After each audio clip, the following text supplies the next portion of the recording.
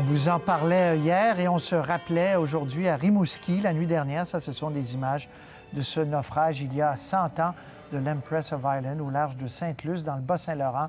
Il y a plus de 1000 personnes qui avaient perdu la vie, 1012 très exactement, dans ce naufrage. Catherine Saint-Vincent-Villeneuve a préparé cette reconstitution de la tragédie.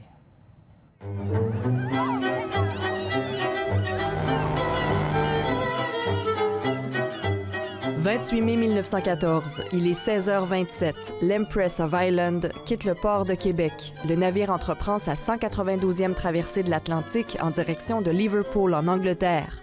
1477 personnes prennent place à bord. C'est l'allégresse.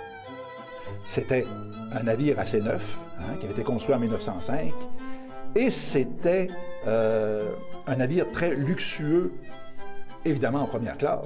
Au même moment, à 16h30, le charbonnier norvégien Storstad remonte le Saint-Laurent, environ à la hauteur de Sainte-Anne-des-Monts. C'est mon deuxième voyage ce printemps sur le grand fleuve Saint-Laurent. On est tellement lourd, on fend l'eau comme un vrai couteau d'acier. Mes cales sont pleines de charbon, remplies à pleine capacité. Plus de 10 000 tonnes qu'on vient d'embarquer en Nouvelle-Écosse. Tout le long en descendant, on a eu du beau temps. Ça a été vraiment là, une belle descente. Toftanis, prends ton quart. Tu es mon homme de confiance à bord. Tu me réveilleras lorsqu'on sera à 6 milles de Pointe-au-Père. Et n'oublie pas, si le brouillard se lève, réveille-moi immédiatement.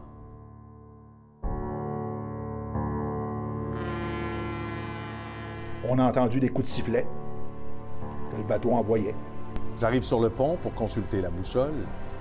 La nuit est fraîche, l'eau est sombre, le brouillard épais. Et je l'aperçois. Une lumière brille à 1 longueur et demie de bateau. Un grand navire file vers la proue du Storstad. Puis tout d'un coup, l'ordre est arrivé, machine avant tout, et quasiment en même temps, on a senti le choc. Le Storstad venait de rentrer dans le flanc du navire, entre les deux cheminées, entre les deux chambres de chauffe. Et là, l'eau s'est mise à rentrer, et c'était évident qu'on coulait. Environ 10 minutes après l'impact, l'Empress se renverse sur la droite.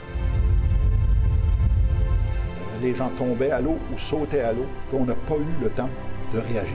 On a manqué de temps. 14 minutes après la collision, l'Empress of Ireland disparaît sous la surface. Un mois après le naufrage de l'Empress of Ireland, la tragédie sombre dans l'oubli de l'autre côté de l'Atlantique. L'Europe est en émoi après l'assassinat de François Ferdinand, héritier de l'Empire austro-hongrois, l'élément déclencheur de la Première Guerre mondiale. Malgré la tenue de diverses enquêtes à l'époque, il est difficile, encore aujourd'hui, d'attribuer clairement la responsabilité du naufrage de l'Empress à l'un ou l'autre des équipages.